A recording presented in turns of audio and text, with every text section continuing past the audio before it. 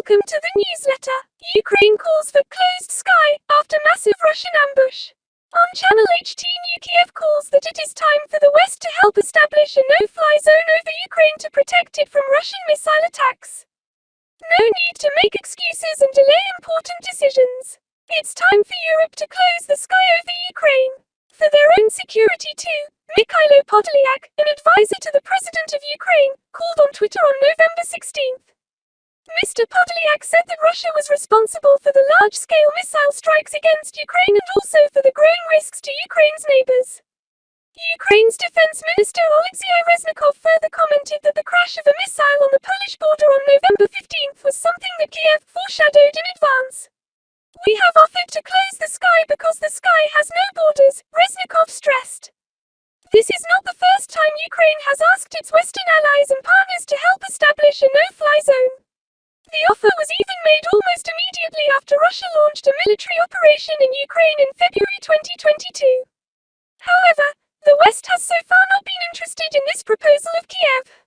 Speaking to the press on November 16th, German government spokesman Wolfgang Büchner said that Germany and its NATO partners do not plan to help close Ukrainian airspace because of concerns that such a move could lead to direct conflict between NATO and Russia.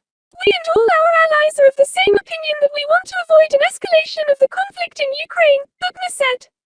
For his part, Finnish Foreign Minister Pekka Haavisto said he did not rule out the possibility of discussing with NATO the scenario of closing Ukraine's airspace.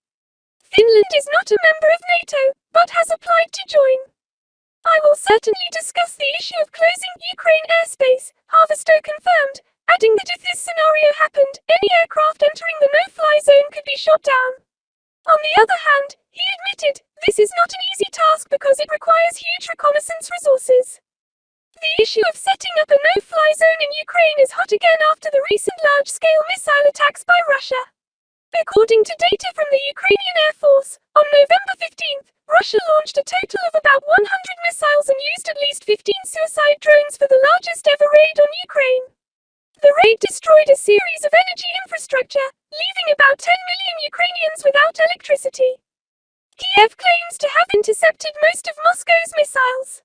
However, at the same time, a rocket fell on Polish territory, killing 2 Polish citizens.